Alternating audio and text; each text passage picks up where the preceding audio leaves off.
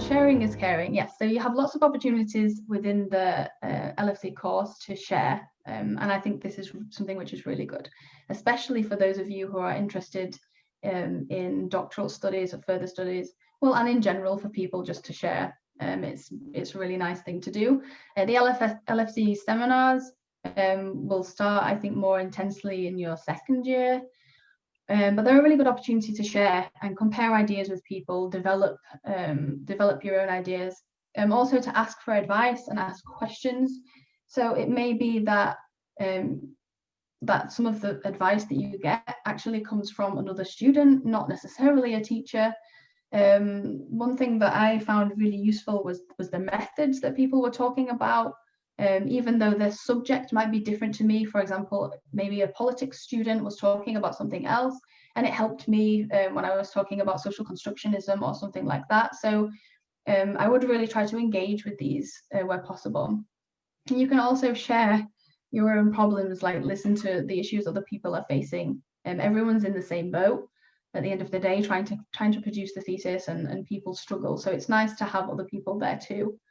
The presentations that you give, or the biggest presentation you give, of course, is at the end when you're just about to submit the thesis.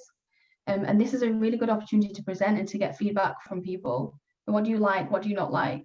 It doesn't have to be people that are interested in your particular track, but it can be a broader range of questions that come from people with different experiences. And then last, I would say informal sharing is really important too.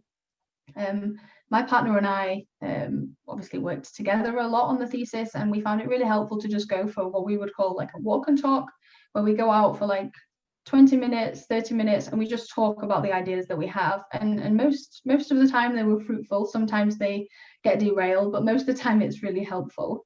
And I know right now, with the situation, the way things are, it can be really difficult. Like I'm in the same situation right now, and it can feel quite isolating anyway. And it's even worse now with the current situation. So really make sure that you try to find somebody that you could talk to. It could be somebody from the course. Maybe you have a I don't know, a dial and talk or something, and just discuss what's going on and what ideas you're having and things like that.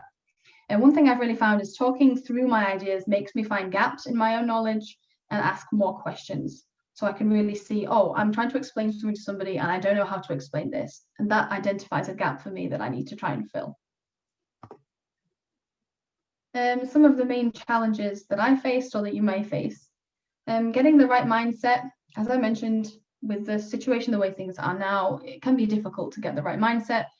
This can be heavily influenced by your time management. So I think it's important that everybody is different. People work differently at different times. Some people are morning people or evening people, or they have children or different commitments. Whatever the time management is for you, just to make sure that you have something in place where you dedicate a period of time that's suitable for you to sit and work on your thesis. I really recommend writing as much as you can. Even if you don't think that it will go in the end thesis, it's helpful to just start to write and start the process. It's normal to feel lost. I feel lost now, but read more, ask your supervisor, ask your friends for advice, your partner, and get reflections, and know that you're not the only one. Make sure that you do ask for help when you need it. And take a break.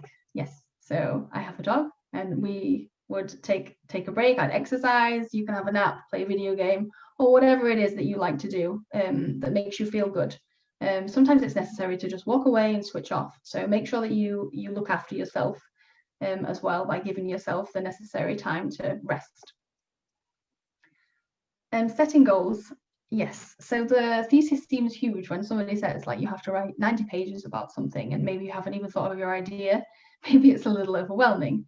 One thing I'd recommend is breaking down your thesis into pieces, so not just chapters. For example, in your literature review, maybe you have 6 different parts that you're interested in exploring. Split them down as small as you can, because then you feel a sense of achievement when you finish something and it keeps motivating you to move forward. It can feel like quite a tedious task. So I would really just try to break it down so that it's manageable and you feel that it's something that you can cope with.